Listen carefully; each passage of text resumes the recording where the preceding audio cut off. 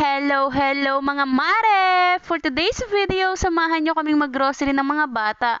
Oo mga mare, kasama natin ulit ang tatlong bata dahil pang umaga ang duty ni daddy at walang ibang magbabantay sa kanila. Hindi naman tayo may hirapang mag-commute ngayon dahil kasama natin ang ating mayamang kapitbahay. Salamat nga pala ulit Ma'am Rock sa libreng pagpapasakay sa amin kapag mag-grocery. Hulog ka talaga ng langit, Charis. Love you ma'am. Eto na nga mga mare, nakasakay na tayo sa sasakyan ni ma'am at ayan ang ating mga kasama for today's video. Medyo malayo-layo nga lang yung ating biyahe mga mare, pero walang problema yan dahil hindi naman tayo lakad, sakay naman tayo. Mas matagal pa nga pala yung inantay namin sa pagpaparking mga mare kaysa sa aming biyahe. Holiday kasi ngayon at bukas ay pasukan na. Ayan na nga mga mare, after 2,000 years nakapag-park din tayo. Dumiretso na nga pala kami sa taas dahil nandun ang supermarket. Kita nyo naman sa mukha ng mga anak ko na sobrang saya nila dahil finally nakagala ulit sila. Matagal na panahon na kasi nung huli silang nakagala. Kaya kahit mahirap, kasama ko sila. Una ko nga palang kinuha ang kape ni daddy pansalba kapag inaantok na siya sa duty. Charis!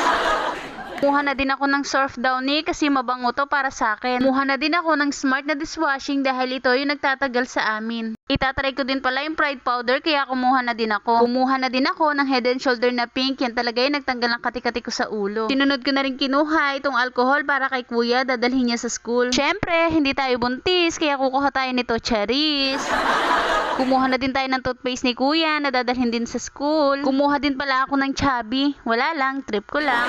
Kumuha din ako ng pansit canton na pampa-UTI, Charis. Madalang naman kami kumain kaya konti lang yung kinuha ko mga mare. Struggle na din talaga yung pamimili sa akin ngayon mga mare dahil malikot na si Ella at si Stacy. Lalo na at mag-isa lang talaga ako na nagtitingin sa kanila. Kahit mahirap, wala naman tayong ibang choice kundi kayanin. Ginusto natin to eh. Andito na nga pala kami sa mga frozen banda. Mapapatarget unlock ka talaga kapag nakita mo na may naka-display na atay. Limit kasi nagkakaubusan dito mga mare. Kulang-kulang 1 kilo na nga pala yung kinuha ko dahil favorite namin yan ni daddy. Yung mga bata naman gusto nila isabaw lang. Malasa kasi talaga ang atay ng manok mga mare. Dahil nagkaayaan nga ang mga marites na magawa ng lumpiang Shanghai, ayan kumuha na rin kami dyan ng giniling. Kalahati yung binili ko, yung 1/4 gagamitin ko sa lumpiang Shanghai at yung 1/4 ay gagamitin ko para pag nag-spaghetti ako. Nagtingin-tingin nga din pala kami ng gulay at sobrang mamahal nga pala ng gulay dyan mga mare kaya naisipan namin na sa palengke na lang kami bibili.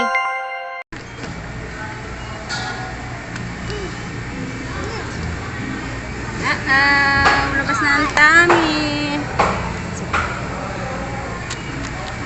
Hi. Now.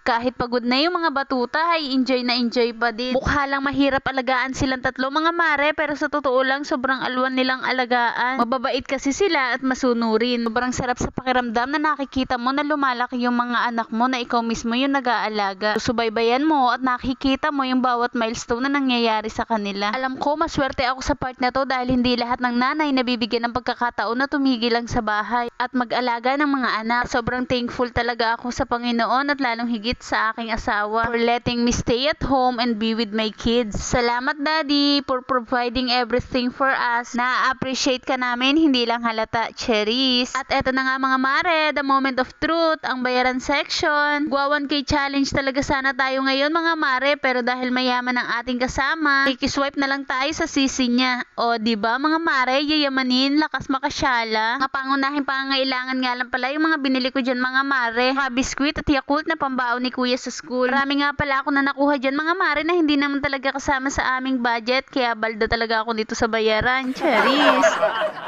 Pagkatapos nga namin sa City Mart, dumiretso na kami dito sa palengke para bumili lang ng mga gulay na gagamitin namin sa lumpiang Shanghai. Bumili na din kami ng wrapper. Pasok nga pala kami ng palengke na napakainit at lumabas naman kami na ulang-ulan. Saglit lang talaga kami nang mamili sa palengke mga mare pero paglabas namin ay ulang-ulan na. At parang mga basang sisiw talaga ang mga first. So, tinangalang sakay kami sa sasakyan ni Ma'am Rox. Kung nagkataon na commute kami ng mga bata ay Diyos ko mga mare. Ewan ko na lang talaga nangyari sa amin. Yun lang for today's video. Salamat sa panonood.